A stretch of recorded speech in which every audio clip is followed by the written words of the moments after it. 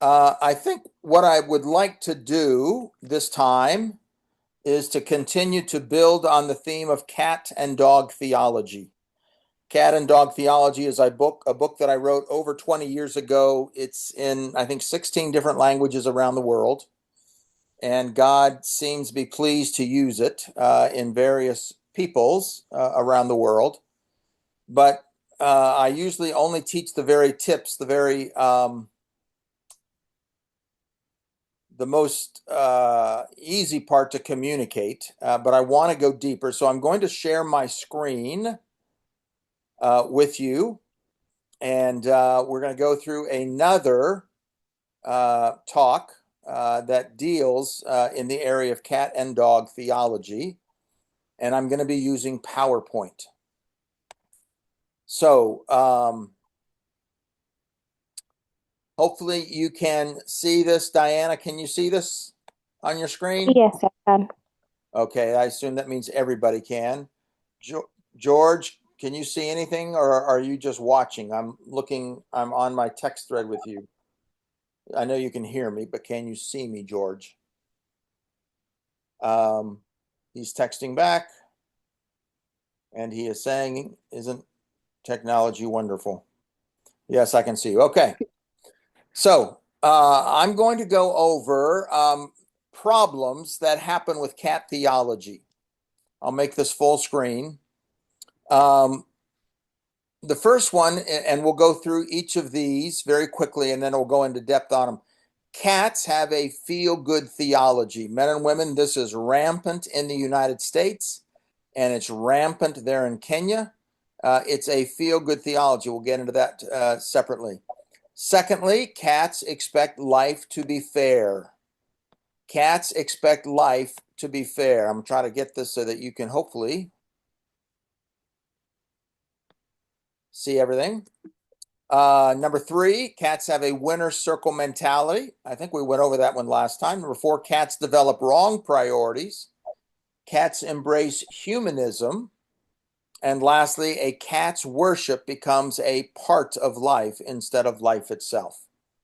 So if you're taking notes, that's what we're going to be going over today. Number one, cats have a feel-good theology. Number two, cats always expect life to be fair. Number three, cats have a winner's circle mentality. Cats develop wrong priorities. They embrace humanism. And to a cat's worship becomes a part of life. Let's start with the first one. Cats have a feel-good theology. A feel-good theology. In our feel-good theology, cat Christians only read Bible verses that please them. Or in other words, Bible verses that make them feel good. And they use their Bible like a refrigerator. What do you do when you go to a refrigerator? You open it up and you look in there and you see, oh, Oreo cookies and fudge and milk. Oh, I love it. And up above, there's fresh fruit and there's apple cider. Oh, that looks delicious. And you go to the door and you see prunes. Now, I don't know if you know what prunes are or if you have them in Kenya, but we're not very fond of prunes here. And so the idea is that when you look at the prunes, you say, oh, yuck, I don't want prunes. And up above, even more prunes. So you take what you like and you leave the rest. That's how most Christians read their Bible. They take verses out of the Bible that they like, that make them feel good, and then they leave all the other verses that don't make them feel good, and they just pass on them. And so what do I mean by that? I'm going to try to get my lighting here better for you, hopefully. So they select passages which make them feel good, and they leave the others. When they go to have a quiet time, they open their Bible to passages that are safe and pleasing to them. So they go to Psalm 103, verse 11. You all probably know this. For as high as the heavens are above the earth, so great is his love for those who fear him. As far as the east is from the west, so far has he removed our transgressions from us. As a father has compassion on his children, so the Lord has compassion on those who fear him. He knows how we are formed. We look at these verses, we say, yes, Jesus, I love these verses. I've memorized these verses. This is a part of my life. But when we go to 1 Peter chapter 2, verse 20, if you endure when you are beaten for doing wrong, what credit is that? But if you endure when you do right and suffer for it, you have God's approval. For to this you have been called, because Christ also suffered for you, leaving you an example that you should follow in his steps. A cat looks at that and says, I've been called to suffer. And so they look at it and it gets, a little blurrier and then a little blurrier. And they just say, that just doesn't make any sense. And so they skip over that verse because it reminds them of prunes. They skip over that verse and they say, let's get back to a verse that I like. And so Jeremiah 29:11, that one they love. For I know the plans I have for you, declares the Lord. Plans to prosper you and not to harm you. Plans to give you a hope and a future. Then you will call upon me and come and pray to me, and I will listen to you. You will seek me and find me when you seek me with all your heart. Yes, Lord, you've got plans for my life. Yes, Lord, you've got a future and a hope. God, I am so thankful. I've memorized that. I've taken it to heart. Lord, I love it. But Deuteronomy, you shall not bow down to them, meaning other idols, or worship them, for I, the Lord your God, am a jealous God. A cat says, God is jealous? That doesn't make any sense. It kind of gets blurred, and then everything kind of, they can't really see it very clearly. It doesn't make any sense. It reminds them of prunes. And so they skip over the jealousy of God. They don't want anything for God to be jealous. They skip over that. They go to the next verse that they like. Psalm 40, verse 1, I waited patiently for the Lord. He turned to me and he heard my cry. He lifted me out of the slimy pit, out of the mud and the mire. He set my feet on a rock. He gave me a firm place to stand. He put a new song in my mouth, a hymn of praise to God. Yes, Lord. Thank you. That's what I need. That's what I want in my life. But Matthew 28:18-20, all authority in heaven and on earth has been given to me. Go therefore and make disciples of all nations. You mean I'd have to go cross-culturally? I'd have to go to another nation. I'd have to learn a foreign language. I'd have to get a job. And work in a difficult area. Lord, that doesn't make me feel good. And so they look at that and they kind of get a headache because it gets blurred, reminds them of prunes. And so they skip over that and said, that verse must not apply to me. They'll gladly pray the prayer of Jabez, where it says, Jabez cried out, oh, God, bless me and enlarge my territory. Yes, they'll pray that prayer, but they're not going to pray the prayer of Paul, which says, I want to know Christ and the power of his resurrection and the fellowship of sharing in his sufferings. What? Sharing in Christ's sufferings? I don't want that. And so they say, nope, that verse is not for me. They don't pray his prayer, but they do understand what Peter wrote about Paul when he said his letters contain some things that are hard to understand. They say, amen, brother. It's hard to understand. They hide their catness behind this text and say, I just don't get it, or that verse must not apply to me.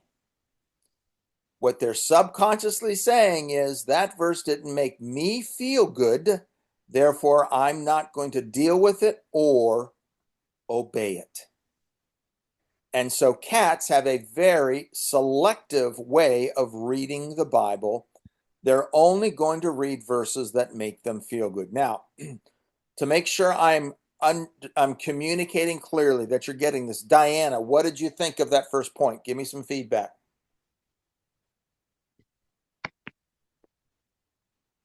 Okay, Lindsay, you're on. Go ahead.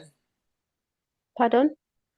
What did you think about that first point, that cats have a feel-good theology? Did that make sense to you?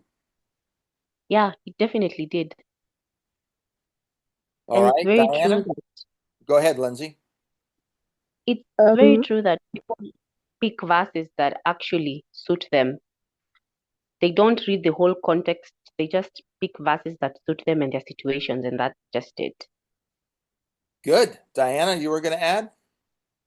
Yes, I totally agree. Even without saying, even with individuals, it's the same as churches, where the church preaches about certain verses that make the crowds feel good about certain things, such as prosperity. Yeah, so I totally agree with the feel good theology. Good. Good. All right. So this is communicating and we're getting along with it. Let's go on to the other danger. Danger number 2, cats expect life to be fair. If you can read that word fair. Cats expect life to be fair. Let's see what this one is about. I'm going to look at 3 lives: the story of Jabez, the story of a young girl, and the story of Stephen. Jabez is in 1 Chronicles chapter 4, verse 10. The young girl is in 2 Kings chapter 5, and Stephen is in Acts chapter 6 and Acts chapter 7. Let's start with the life of Jabez. Jabez, 1 Chronicles chapter 4, verse 10. Jabez cried out to the God of Israel, "Oh, that you would bless me and enlarge my territory. Let your hand be with me. Keep me from harm so that I will be free from pain." Now, what was Jabez asking for? It sounds like a very caddish prayer. He says, "Bless me, God.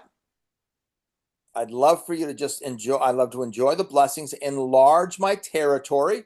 In other words, give me more property, or give me more land, whatever, a bigger home, nice things like that. May your hand be with me." In other words, whatever I touch, I want you to bless. If I get involved with something, I want you to bless it, God. Let your hand be with me. Keep me from evil. That's good. And keep me free from pain. I don't want to endure any pain, Lord. Looks like a very selfish prayer. And, what did God the Father say? Did he say, "Listen, Jabez, my son is going to go to the cross. He's going to die a terrible, agonizing death. You need to learn to do it as well. Buck up, quit asking such selfish prayers." Is that what God did? The answer is no. At the end of that verse, it says, God granted his request. He got everything. God says, "Sure, I'm going to do it." That's the prayer of Jabez. Now, the young girl. This young girl is in 2 Kings chapter 5. Giving you the context, the young girl gets taken captive in war to a foreign land. So, in other words, the Israelites were fighting somebody else. They lost, and then this girl gets taken off as a slave. Her mistress is the wife of Naaman, the second in command of the enemy's army. So this guy is like a general in the army, only under the king. And that's and his wife is who owns her. Her mistress's husband gets leprosy, so the general gets leprosy, and she speaks to her mistress about him. Now, keep in mind the context. In front of her, Naaman, her mistress's husband, or his men, probably, okay, this is what happens in war, men or women, killed her father, killed her older brothers, raped her mother. They probably raped her, and then they took her away to be a slave. And so, here she is in a terrible situation. And her mistress's husband gets leprosy. Does she say it serves him right? I wouldn't be surprised if that's what it actually said, but that's not what she said. She said, "If only my master would see the prophet who is in Samaria, he would cure him of his leprosy." Here's this young girl. She knew forgiveness. She participated in revealing God's glory. And the result, Naaman goes and gets healed. And he says, "Now I know there is no God in all the world except in Israel." So Naaman is cured of leprosy. Naaman, a Gentile leader, acknowledged God. God allowed brutal violence to bring this about. He allowed a young Jewish girl to become a slave so a Gentile could be reached. That was life number 2. Now life number 3, Stephen. You probably know the story of Stephen in Acts chapter 6, verse 7. He's full of God's grace and power. He did great wonders and miraculous signs among the people. The Sanhedrin oppose him. They get others to lie about Stephen. Stephen testifies in court, and then we read these words. At his testimony, they covered their ears, yelling at the top of their voices. They all rushed at him, dragged him out of the city, and began to stone him. Stephen was stoned to death, yet he was full of God's grace and God's power. So very interesting, men and women, you can be full of the power of God and be stoned to death. That gives you a whole new perspective, doesn't it? You can be full of the power of God and full of God's grace and still be stoned to death. That doesn't mean you're going to have, being full of God's power and grace doesn't mean you're going to be greatly blessed in ministry. Stephen was stoned to death, but he was full of God's grace and power. Many times I ask my audiences, how many of you here want to be full of God's grace and God's power? They all raise their hand. I say, great, you're all great candidates for being martyrs. Because that's what Stephen was. He was a martyr. Full of God's grace and power, but martyred. Okay, 3 lives. 1 completely blessed. 1 Jewish girl living through hell in order to touch a Gentile's life. And 1 man full of God's power and grace and stoned to death. Here is the key question. Which life was God fair to? Was he fair to Jabez? Was he fair to the young girl? Or was he fair to Stephen? And the answer is wrong question. Life was not designed to be fair. Life was not designed to be fair. Men and women, life was designed to be a series of opportunities to point to radiate, and reflect God's glory. Let me read that again. Life was designed to be a series of opportunities to point to radiate, and to reflect God's glory. That's what life is all about. Every one of us have opportunities to reflect the glory of God. Lindsay, you are reflecting the glory of God every time you change your son's diaper and take care of him. You're reflecting the glory of God every time you nurse your son and hold him and love him and tickle him. That is revealing the glory of God, and that is what you were created for. So many times we think that the only thing that reveals God's glory is when someone prays a prayer. They come to know Jesus, and we've missed it. No, life was designed to be a series of opportunities to point to, radiate, and reflect God's glory. So did these lives point to God's glory? Jabez, completely blessed. Did that glorify God? Absolutely, that glorified God. He asked God to bless him. God did bless him. That brought God tremendous glory. Oh, excuse me. 1 Jewish girl living through hell in order to touch a Gentile's life. Did that bring God glory? Oh, yes, that brought God tremendous glory. And then 1 man full of God's power and grace, and yet stoned to death. Did that bring God glory? Yes, that brought God glory. So all of a sudden we see a common theme that no matter what happens us in life, and if you guys know the pinball game, a pinball comes along and it hits a certain thing that says, oh, this is going to happen. God says, how can I give you glory? Maybe there was robbery. Your house was robbed. You're supposed to say, Lord, how can I bring you glory out of this? Or something else happens. There's drug abuse, alcohol abuse. God says, I want to glorify my name through that. There's a shooting, and God says, I want to bring my name glory out of that. Or maybe there's rape, or there's something, and a baby comes along, and God says, I want to get glory through all that, even though it's terrible. Or there's a death of a friend or a relative. God says, no, I want to get glory out of that. Eventually, everything we do will result and reveal the glory of God. That is what this life is all about. Life was designed to be a series of opportunities to point to radiate, and to reflect the glory of God. Life was never designed to be fair. It was designed to reflect the glory of God. Okay, before we go on to the next one, give me some feedback. Rosette, sorry. Can you unmute, Rosette? Yeah, sure. What did you think of that? Life is not designed to be fair. Yes, it actually makes sense, and it gives a different view of how we are normally taught that Good. life is not. It actually gives a different view of how we are normally taught, and yeah, it makes sense. Good. Brian, what about you? Unmute, please. Okay.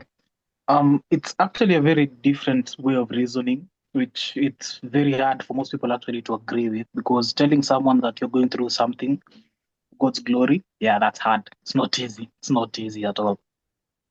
Yeah, and that's because they think Jesus died for them, and therefore God wants to bless them. Yeah. And they could never relate to what Jesus did. He died for the glory of the Father, therefore they can't relate to that.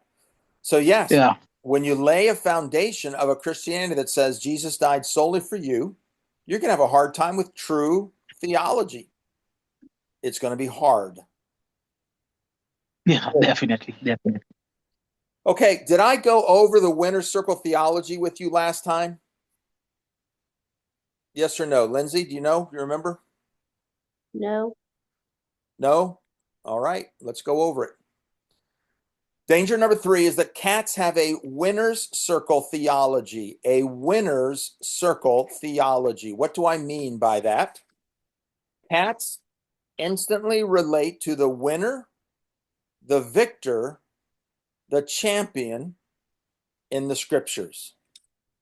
The winner, the victor, the champion in the scriptures. When cats read the Bible, they relate to the one who is key in the text that they are studying. They always want to relate to the major character. They never want to relate to the minor character. They only want to relate to the major character. So they conclude, yeah, baby, life is about us. Eventually, it'll be easy, safe, soft, comfortable, and victorious. And so that's who they always relate to. They always relate to that. And so in America, we have something called horse races. And when the horse that wins the race, they go into the center, what's called the winner's circle. It's a circular area. They take their horse in there, they get their trophy, they get their crown, and they say, hey, now I'm finally in the winner's circle. And that's what's happening to most Christians. They have a winner's circle mentality. So let me give you a winner's circle lesson from the story of Job. You all know the story of Job, I hope, the book of Job. Job went through some major testing. God calls Satan and says, hey, do you see my servant Job? Satan says, yeah, but if you test him, he'd fall away.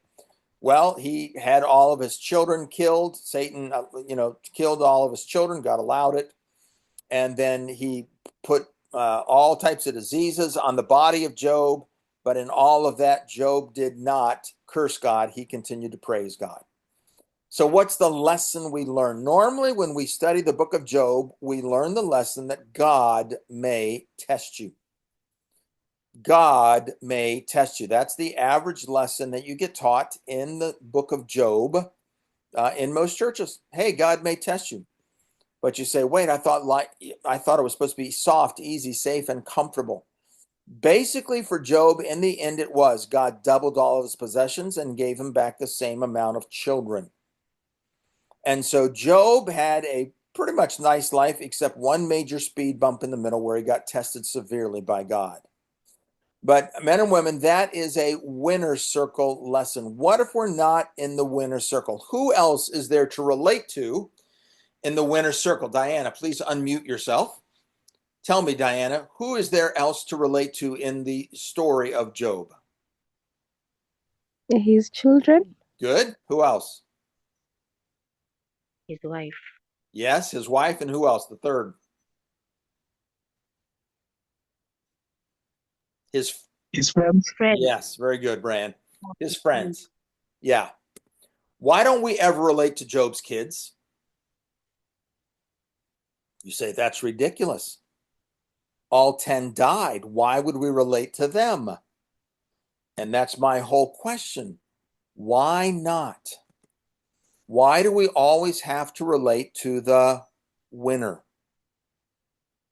Why are we always relating to the winner? Let me ask you this question. Did God love Job more than he loved his kids? Yes or no?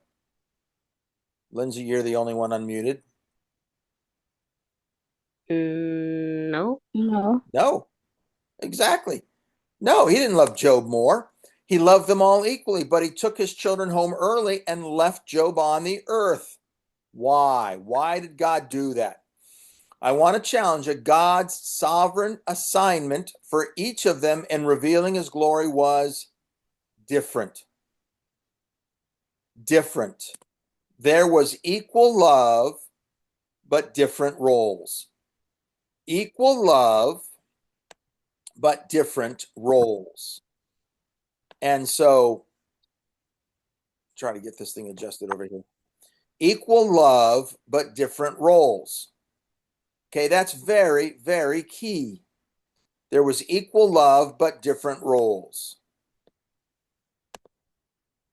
Okay, now, I imagine that Job's kids made it to heaven because they had a godly father. And I imagine they had a conversation with God. And I imagine that conversation would have gone something like this. The kids would have said, excuse us, Lord, could we have a little talk with you? And I believe God would say, oh, yes, I'd love to. And they'd say, God, you took us all at once. And he'd say, oh, yes, I loved you all so much, I allowed you to come home early. And they would say, yeah, God, just why exactly did you do that? And they would say, oh, I wanted to give your father an opportunity to glorify me by teaching him a lesson. They'd say, you took us home early to teach our father a lesson? God would say, yes, that's right. But God, I was going to inherit my father's business, might have said the oldest one. And the next one might have said, Lord, I was hoping to go into the ministry. And the sisters might have said, Lord, my sisters and I were recently married. We just wanted to have children. And the last one might have said, Lord, I was just hoping to get married. To which I believe the Lord would say, oh, I'm sorry. It wasn't about you. It never was. But Lord, that just doesn't seem fair. And God will say, oh, the way I run my creation is not based on fairness. It's always based on revealing my glory. And in what I did through your father, my glory shone brightly. But here I have something for each of you, this, and he rewards them. They'll say, what? We get all this? Oh, yes, I love you so much, and you played your role so well in being a part of revealing my glory. But God, we don't deserve all this.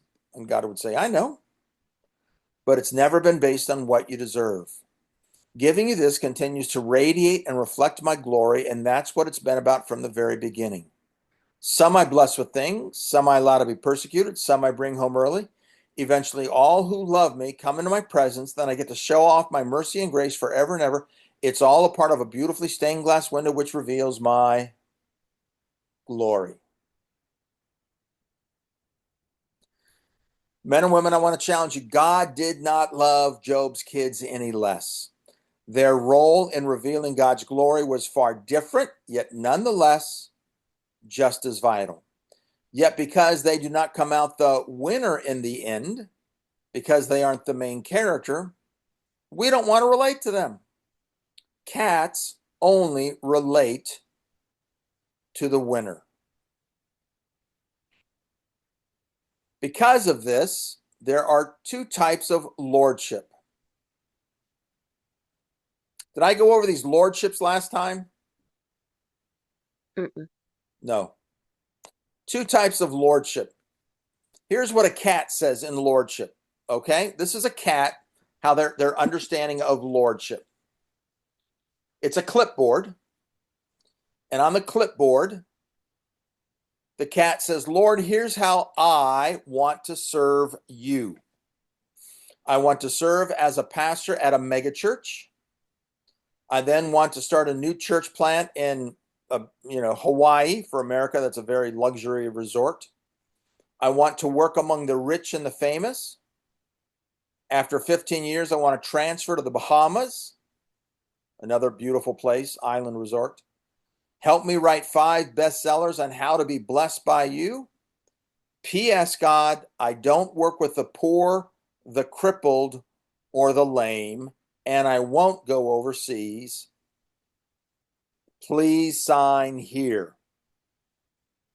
And so they're telling God how they want to serve him. So that's how a cat sees lordship. They tell God how they want to serve him. And they're involved in full-time Christian work. Nobody can challenge them. But they're telling God, they're mandating to God how they want to serve him. Whereas for a dog, it's very, very different. In dog theology, at the top of the clipboard, the dog says, Lord, I'll go anywhere, do anything, or say anything for your kingdom. Tell me how you want me to serve you. It's blank, and they've already signed it at the bottom. They've already signed it at the bottom. They said, Lord, I'll go anywhere, do anything for your kingdom. Show me what you want. And they've already committed to it. Very different lordships. I made a cartoon book up on relating to Job's kids. The cat says, what? Relate to Job's kids? Die so someone else can glorify God? No way. No way. I'm not going to die so somebody else can glorify God. And the dog says, wow, this is a hard teaching, but I guess others died so I could glorify God. Why should I think I don't have to die for others to know God? Okay, give me some feedback. Diana, starting with you. What did you think of that point, that danger? I totally agree with the Lordship, although we went through the Lordship last class. And I totally agree. Most of us write our lists before and then we tell God this is what you want, and He should align with it and give it to us. Instead, we should be giving Him the list to give us what we need to do so that we can align with His will and for us to let His glory be seen by the rest. Yeah, that's what I think. Good, good. Brian, what'd you think?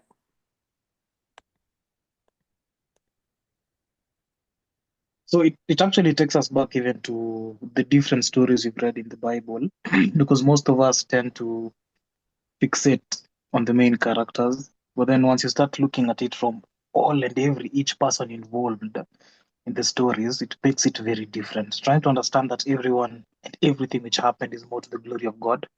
That's something that's something more deeper to look into. Good. Joy. Please unmute Joy. And what did you think? What did you think about relating to Job's kids, Joy?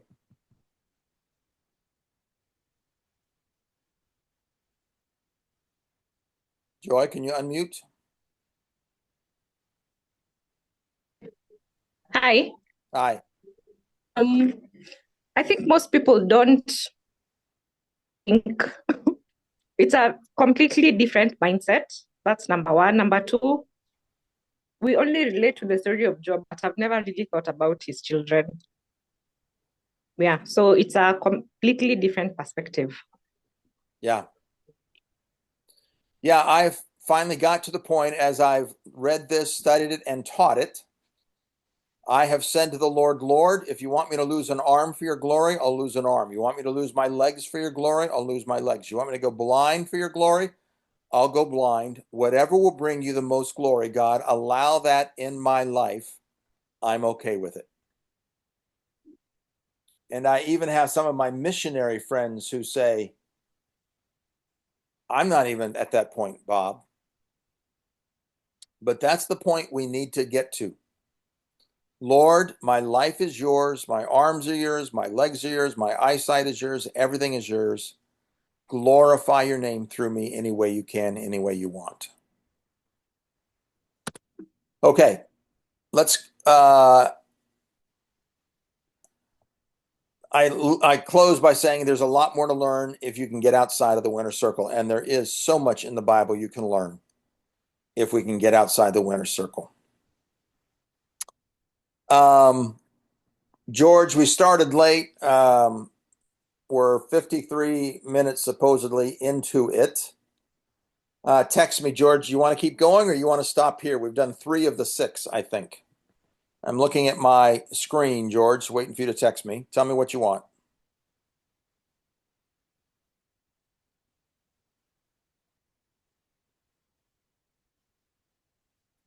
$15 more minutes. Okay, let's see what we've got here.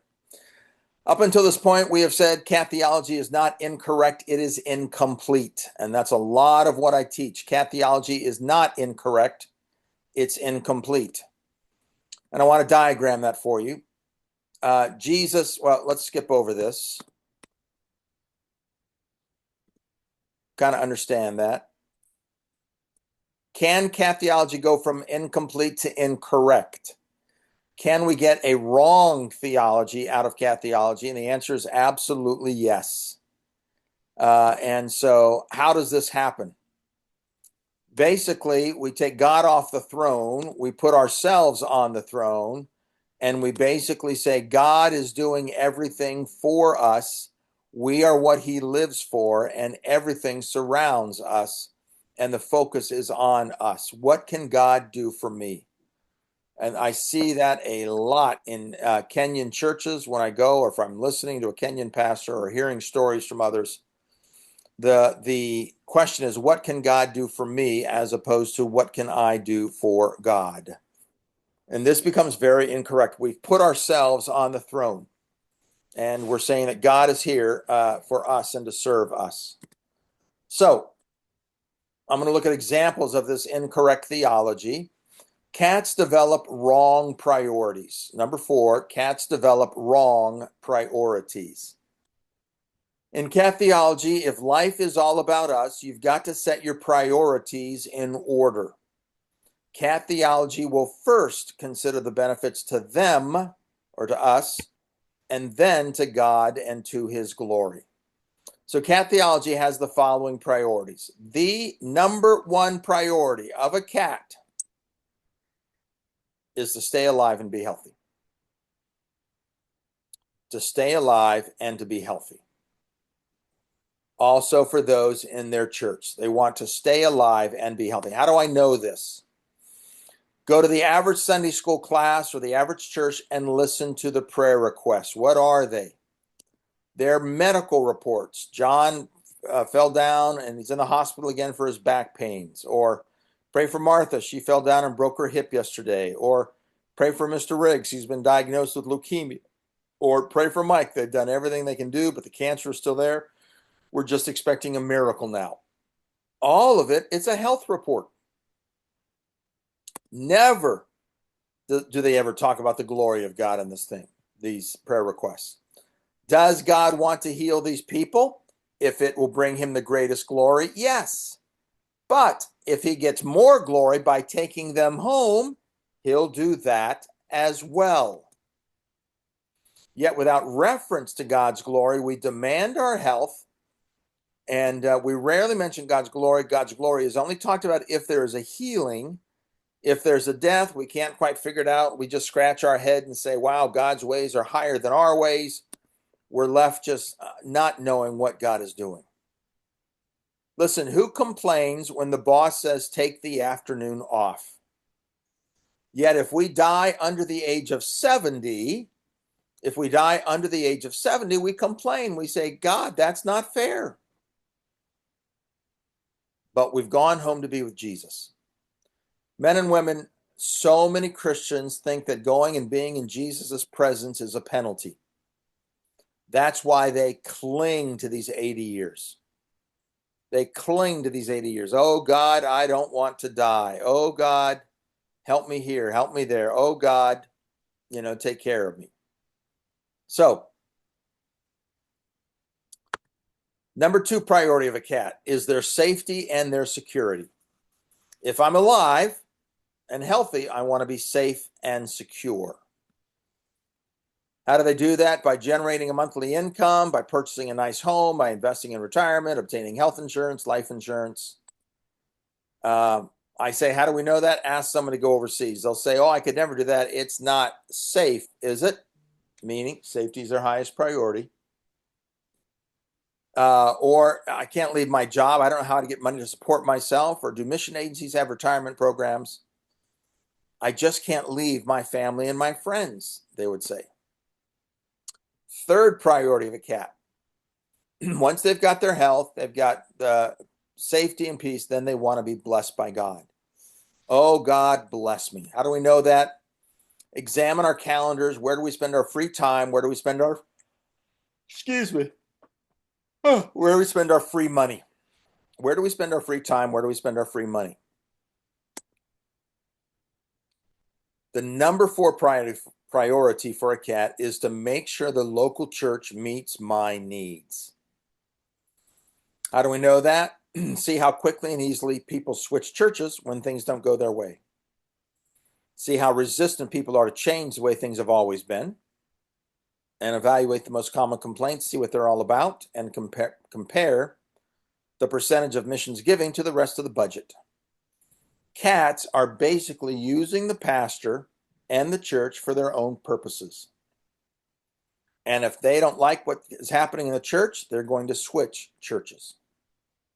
Way on down the list for a cat is the glory of God. But it's not at the top, it's way on down. After the event, they'll say, wow, let's look for God's glory here. Wow, God really used this for his glory, or the Lord was in there somewhere, or I sure hope God can use this, or I know God's got something in here for me, or God is still on the throne somehow. We all these things will work together for the good for those who love the Lord. That's what they'll say. And way on down past that for a cat is world missions. Why? It doesn't excite them. It doesn't make them feel good. In fact, it makes them feel uncomfortable. There's guilt associated with it. Therefore, if Christian life is all about them, they say, just get rid of it. It's just not a big priority. I don't want to deal with it. It's a very low priority for a cat. Let's skip this. Dogs have a totally different set of priorities. A dog's first concern is for the glory of God. A dog will pray this, Lord, bring your name glory through this sickness, even if that means taking me home early. Lord, if they're sick, Lord, if dying will bring you more glory, I'm ready to go home, Lord. I'm ready to go home. Lord, how can I bring you the most glory in light of how my boss is treating me? Lord, will you get more glory by me taking this new job offer or by staying here at this old one? A dog is concerned for the glory of God. Lord, bring your name glory through my attitude while I do my housework. Lord, bring your name glory through this dormitory or through the entire campus. Lord, where will your glory shine the most with this money I've inherited or the new money I just got? Lord, where is your glory in what's going on in the world, in the North Korea or Iran or the Ukraine or Israel and the war with Hamas? Lord, where is your glory going? But most churches are not primarily concerned about the glory of God because of cat theology. Okay, number 5. I'm going to just rush through this real quickly. Let's get these last 2 in. The prodigal sons. I'm going to skip all this. This is pretty in-depth. Let's go through this next time because it's very powerful. It's what's happening in Kenya and in America. So, George, remind me next time we're going to go with the prodigal son, please, for the next training. Let's finally go to number 6.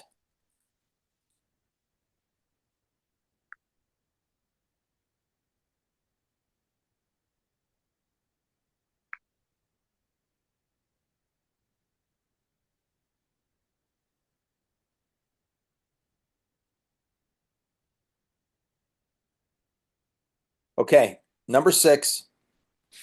Cats rob God of his glory. Cats rob God of his glory. Cats pray what are called help me prayers. Help me prayers. When I was in college, I used to pray, Lord, help me become a better Christian. Help me understand your word better. Help me to share my faith. Help me be a better parent. Help me, help me, help me.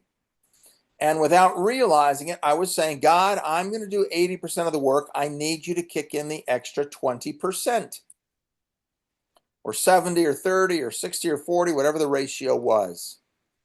And so I was going to do 80% of it. God was going to kick in 20%. And I thought that when we would stand before the Olympic ceremonies, when we got our rewards in heaven, I was going to be standing there getting the gold. Jesus was going to be sitting there getting the silver. And I was going to say, Jesus, I couldn't have done it without you.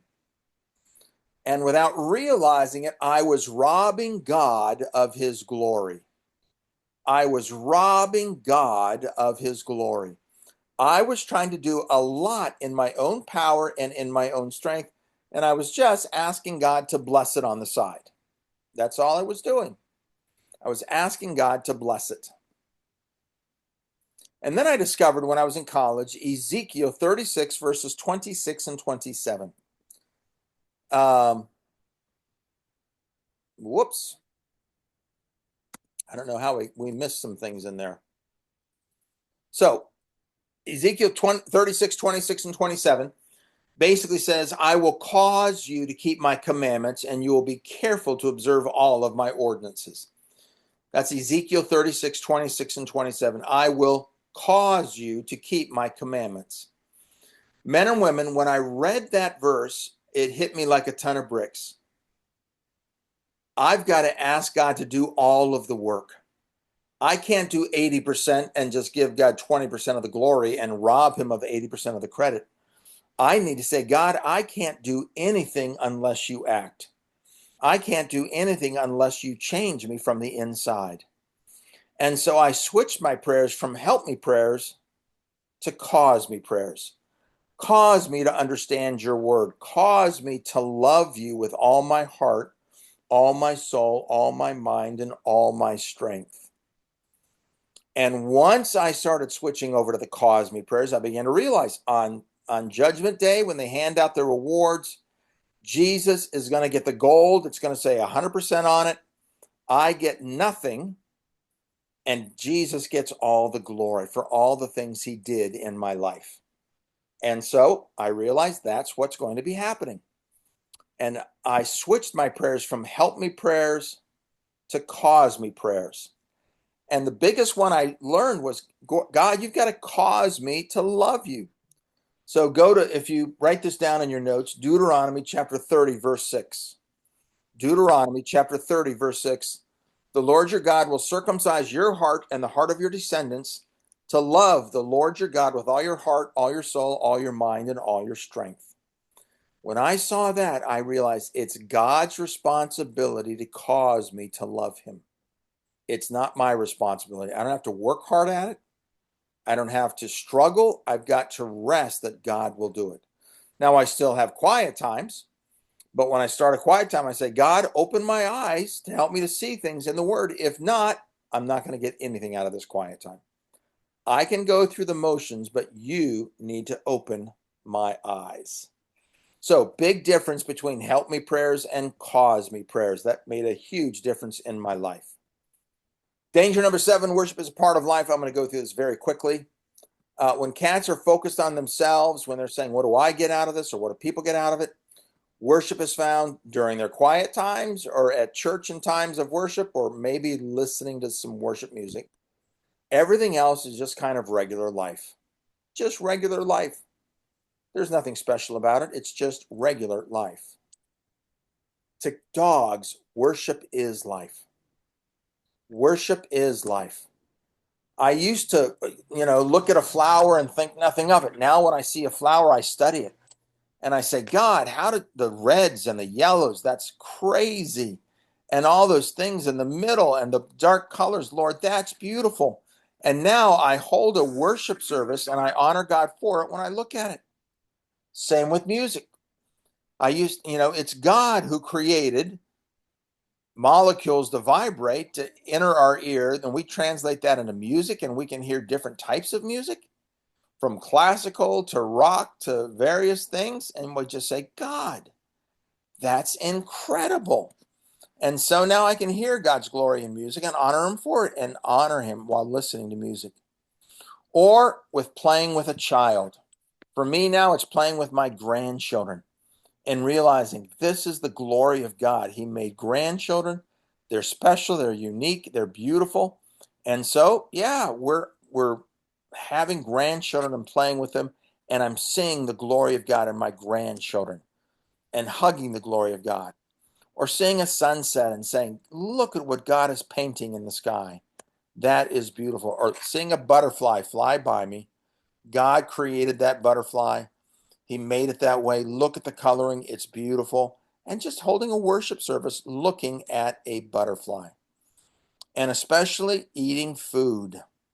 God gave us taste buds for a reason. He wants us to taste his glory, men and women. And so a chocolate covered strawberry is a great way to worship God because you're tasting the glory of God. So here's the key question. What do dogs do differently when worship is life? Let me repeat that. What do dogs do differently when worship is life? And the answer is not much, but they do everything with a whole new mindset. They do everything with a whole new mindset. So, God wants life to be one big worship service. All right, we went over. Cats have a feel-good theology. Cats expect life to be fair. Cats have a winner's circle mentality. They develop wrong priorities. We'll go over prodigal sons, cats embrace humanism. And to a cat, worship becomes a part of life. Okay, I'm going to bring it back on. Tell me what y'all thought. Lindsay, you're at my top screen. Tell me what you thought. I am, wow, I'm gobsmacked, especially with the worship, because majority of us, worship is a part of life. It's not life. Wow. Lindsay, when you change your son's diaper to the glory of God, it makes all the difference in the world. Wow. Calvin, what about you? Need to unmute yourself, Calvin. I've learned that there's a difference between the help me prayers and the cause me prayers. So when I pray, I now know how to pray better. Not, like the way I was praying was like the help me prayers.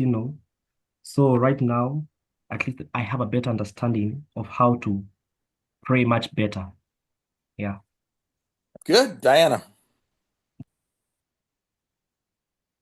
I've learned a lot from this session, but what I would say is I have learned to see situations in a different way. Like if I'm in a life situation that is not very nice, like the job situation, I have to like check and ask God, how does this bring glory to your name? If I'm praying, let me not be saying, help me, help me, help me.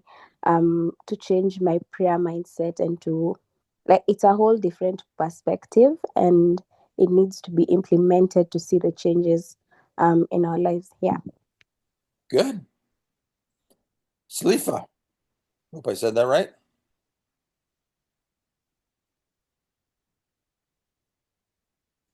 Salifa? Yes, you did. Yes, yes. Thank you. For me, I've been challenged to be asking God whenever I'm facing challenges, what is it that you want the world to know about you so that your glory can be seen, instead of always wanting to get out of those scenarios without really understanding what God wants, how God wants to show up, to show his glory in this world. So yes, Amen. that has been my challenge.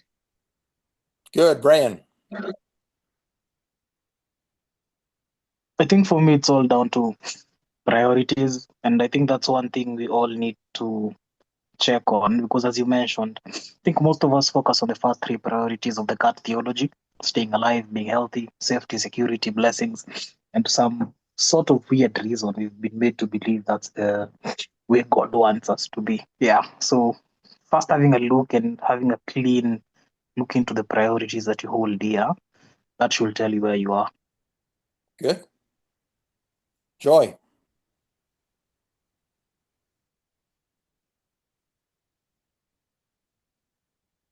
Hi. Hello. I think for me, I'm really challenged, number one, not to live my life as a cat, to just think about me and my safety, and I'm okay, and think about me, but instead to live like everything is for the glory of God, even as small as birds. That has never hit me. like that is the reason why God gave us even taste buds, or if I want a decision to ask if this glorifies God or does it glorify myself. So that's my takeout. Good. Peace.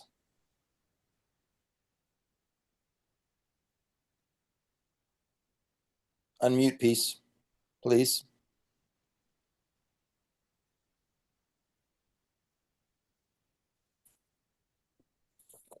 Okay, Peace doesn't seem to be there. All right, we're going to meet again next Monday on the 7th of April, and we'll go over the prodigal sons.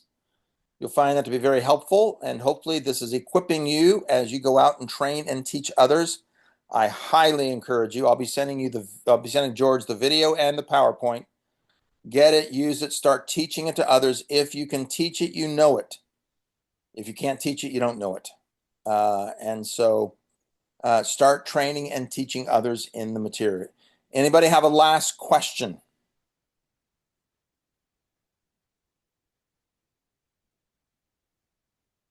All right, if that's the case, I'm going to stop the recording and we